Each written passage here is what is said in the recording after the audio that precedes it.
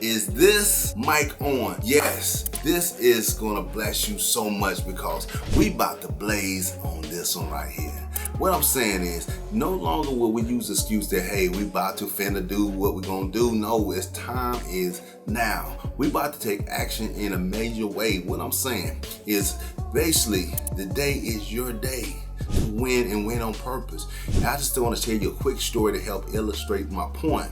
It was a lady many years ago who actually, her husband had passed, and she went to his mentor and said, hey, my husband just passed, and I know he's been one of your best servants. He's done so much to help you to grow your ministry and do so many great things, and right now they about to take my sons and put them into slavery to pay off my debts. He listened for a while. By the name I got, and his name was Samuel. Samuel listened to the lady for a while, and he asked her one question. What do you have in your house? She paused for a second and said, I have some oil. He said, take that oil, go borrow as many vessels as you can possibly find, and then pour the oil in the vessels and sell them, and then go pay off all your debts and live off the rest. I don't know about you, but I heard something that was so important. Now, he gave her instruction. He didn't give her what she wanted, which was to pay off her debts, but he gave her some advice in order to move forward. A lot of us want somebody to give us a fish, not realizing if you want to live a life of prosperity, meaning that you're going to be able to live beyond this moment in time, you have to be willing to learn how to fish. And that's exactly what he did. He showed her how to go out there and conquer her debt. He didn't give her money, but he gave her something that was much more. And actually, I want to even go as far as saying he did give her money, because he showed her how to get her situation taken care of. And that is a form of money. And so now that she was able to take that advice and then go out there and implement it, she was able to change her situation. But I want to dig deep into this situation because I want you to really see how this applies to you. I want to share another story of my guy. His name was Rockefeller. I don't know if you know about Rockefeller, but he was once the richest man in the world at one point in time. But how he got there was because he borrowed some money from his father and then ended up taking that money, investing into the oil industry. Ended up continue to reinvest his money there until he got himself to the point where he was the richest man at one point in time. And so I challenge you not to say you're going to be the next Rockefeller. That may not be your vision or what you want to do, but I challenge you to think, if I take this little thing and I continue investing in it, it can become something great. Now, I also want to challenge you not to look at what you're doing as something little. Because sometimes when we call ourselves, I'm just trying this little thing out. Nah, man, I'm just gonna do this little thing right here on the side. You're downplaying the greatness of it. Because everything that's great doesn't always mean that it's big. Some of the greatest things now is through technology. You can't sometimes even see it, but by you involving yourself in it, you can become greater, even in this space of influence. Hey, it's not anything tangible, but by you taking advantage of this opportunity, it can win more space for you. And so don't always think you got to go out there and have something that everybody's deemed as being something humongous or big. Hey, even when Sam Walton started with Walmart, it wasn't huge at first.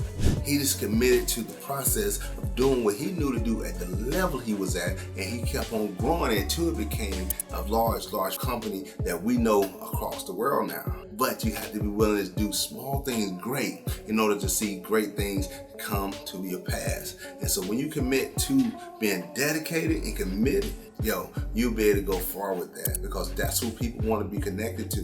People who are committed to doing what they say they're going to do long after the fact of what they said has left. That's important. Not only that, but in the story, he said go borrow vessels, but he did not tell her to go borrow a few vessels. He said go borrow a vessel for your neighbors. But think about it. If she would have just went and borrowed more vessels, not the neighbors just on her block, but she went to the next block, and then the next block, and the next block, she could have probably poured a lot of more oil, and you will only have as much oil to your capacity. And so the oil stopped when she ran out of vessels. But if she would have had more vessels, you to have more oil. And so don't limit yourself to small thinking that, hey, if I go down my block, that's all I need. No, but if you go down the next block and the next block, you'll have more than enough. You will have more to where you can be able to take care of not only your right now needs, but you'll take care of your future needs, because you went above and beyond to do the extra work. Hey, I want to thank you for always rocking with us. And I have something I want to give to you because we want to make sure that we empower and inspire you to be great. So I just released an ebook, and this ebook is really going to help in so many different areas of life, especially when you find yourself stuck, not knowing which way to go.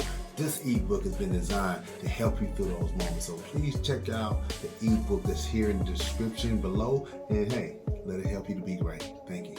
And so just don't give enough. Don't try to outdo the next person, but give everything you have, because when you fulfill your capacity, it will then surpass any measures that others could set on you. And so be willing to go with everything and go above and beyond. I know I've had coaches that will sometimes, hey, give you a certain amount of things to do, and then they will just sneak in a little bit more to give you that little bit more edge to say, hey, if you push past this, even though you may have thought you can do 10 reps, I'm gonna give you 2 more.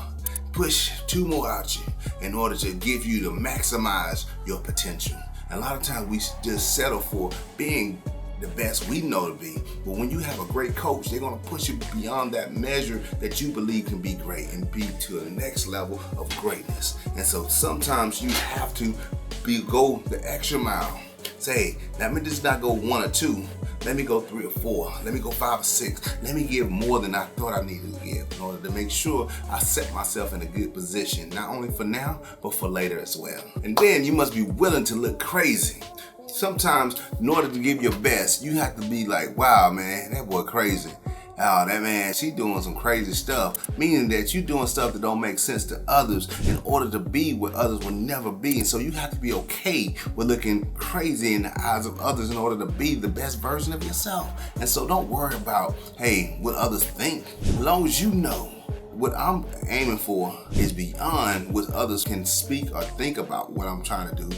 Don't care about that, because as long as you reach where you're trying to go, they're gonna speak good or bad, and don't allow that to stop you from getting there. Just be okay with being the best version of yourself. Know that you like what you just saw right here. So do like, do subscribe. But in the meantime, check out this next episode. Be great.